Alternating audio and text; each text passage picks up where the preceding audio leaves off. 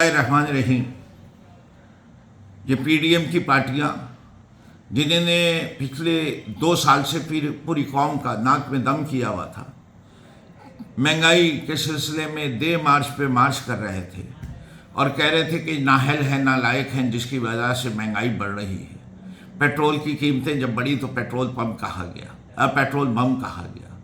तेल की कीमतें खाने की खुदनोश की तो उन्हें का नाअहल है। बिजली के नरखनामे बढ़े तो उन्हें कहा कि जी हमने तो सस्ती बिजली दी थी, इन्हीं ने हमारी बिजली को महंगा कर दिया। जबकि हम कहते रहे ये सब कुछ तुम्हारा ही किया करता है, महंगे प्लांट तुमने लगाए। डॉलर की कीमत जो बढ़ रही है वो तुमने जो बीज बोया था उसकी वजह से है। ये हम कहते रहे कि महंगाई जो है ये इंटरनेशनल कमोडिटी प्राइसेस की बढ़ने की वजह से आई है, लेकिन ये हमें झूठे कहते रहे, नालायक कहते रहे, नाअहल कहते रहे।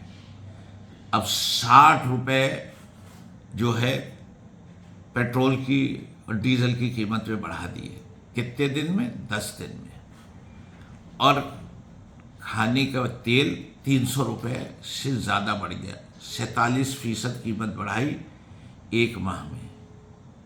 और बिजली का निर्ख आमा भी 50% से ऊपर कर दिया। अब बताओ नाअहल कौन है, नालायक कौन है, नाहंजार कौन है, झूठा कौन है? झूठों की नानी तो तुम्हारे पास पहले ही थी, अब वो अभी भी झूठ उसी तरह बोल रही है।